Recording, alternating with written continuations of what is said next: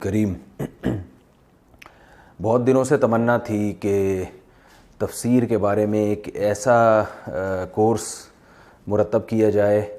جو عام طبقہ جو یعنی دینی مدارس میں نہیں پڑھتا کہ وہ طبقہ اس سے فائدہ اٹھائے اور قرآن مجید کو قرآن کی زبان میں سمجھے۔ تو میں اس سے پہلے بھی 2 کورس کروا چکا ہوں۔ اب میں نے یہ تیسرا میرا کورس ہے، تو یہ جو تیسرا کورس میں ابھی کروانے جا رہا ہوں،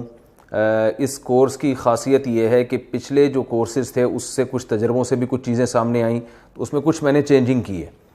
تو اس چینجنگ کے بعد اب میں سمجھتا ہوں کہ ایک بہت اللہ کی رحمت سے امید ہے کہ عوام کے لیے، یونیورسٹی کے لڑکوں کے لیے اور خواتین کے لیے بھی جو بچیاں پڑھتی ہیں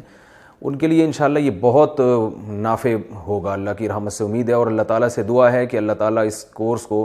ہم سب کے لیے نافع بنائے، میرے لیے، میرے والدین، میرے اکابر کے لیے صدقہ جاریہ بنائے۔ تو اس کورس کا میں تھوڑا سا تعارف کروانا چاہتا ہوں، یہ ہے کیا۔ اس میں ہم شروع میں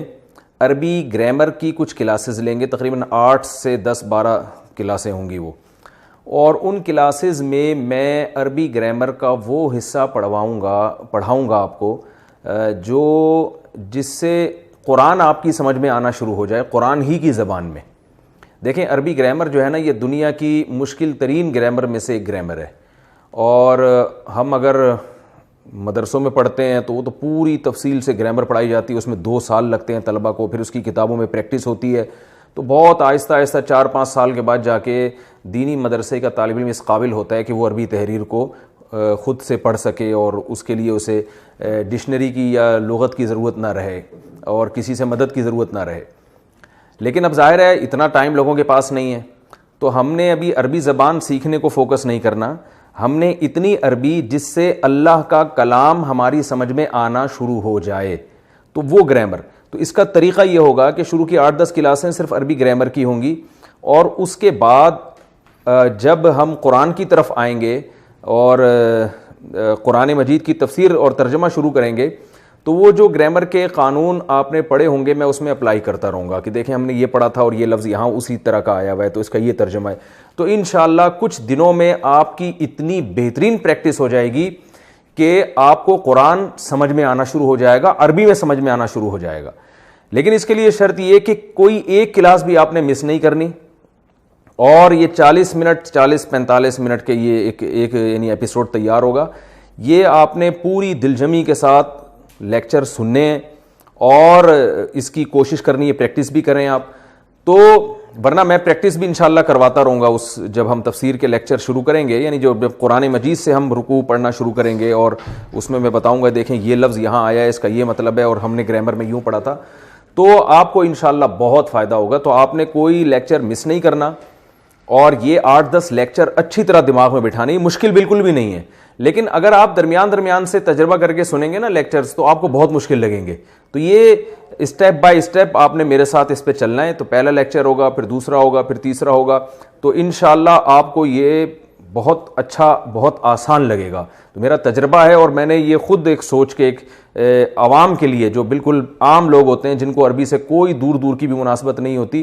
ان کے لیے میں نے یہ ایک کورس ڈیزائن کیا ہے، اور یہ کوئی ریٹن فارم میں آپ کو نہیں ملے گا۔ وہ الگ بات ہے کہ جب میں یہ کورس پڑھا دوں تو کوئی اس سے کتاب لکھنا چاہے یا سمجھانا چاہے تو ایک الگ بات ہے، وہ اس کو اختیار ہے، لیکن یہ آپ دیکھیں گے کہ انشاءاللہ بہت فائدہ ہوگا۔ اور یہ اس لیے بھی فائدہ ہوگا آپ کو کہ اردو زبان جو لوگ جانتے ہیں، سمجھتے ہیں، تو انہیں یہ معلوم ہونا چاہیے کہ قرآن مجید کے بہت سارے الفاظ اردو میں یوز ہوتے ہیں، لیکن ان کی فارم اور شکل چینج ہو چکی ہوتی ہے۔ تو گرامر کا کچھ حصہ پڑھنے سے آپ کو فائدہ یہ ہوگا کہ آپ وہ لفظ قرآن میں دیکھ کے فوراً پہچان جائیں گے کہ اچھا اردو میں یہ یوں استعمال ہوتا ہے، اور اس کی شکل چینج ہونے کی وجہ سے یہاں اس کا یہ معنی بن رہا ہے۔ جیسے قرآن میں آتا ہے افلا تعقلون، عقل، یہ تعقلون عقل سے نکلا ہے، عقل اردو کا لفظ ہے۔ فسجد الملائکۃ کلہم، ملائکہ فرشتوں کو کہتے ہیں، فسجدہ سجدہ سجدے کو کہتے ہیں اردو میں بھی، کلہم کل، پتہ ہے آپ کو سب کو کہتے ہیں کہ بھائی کل میرے پاس کل یہی ہے۔ تو یہ بہت سارے الفاظ، اگر میں یوں کہوں کہ 90% یا 90% الفاظ ایسے ہیں قرآن مجید میں جو اردو میں یوز ہو رہے ہیں، تو یہ شاید میرا دعویٰ غلط نہ ہو. تو آپ کو بہت آسان لگے گا. اس لیے آپ اس کورس کو بہت شوق سے سنیں, بہت شوق سے سمجھنے کی کوشش کریں. اور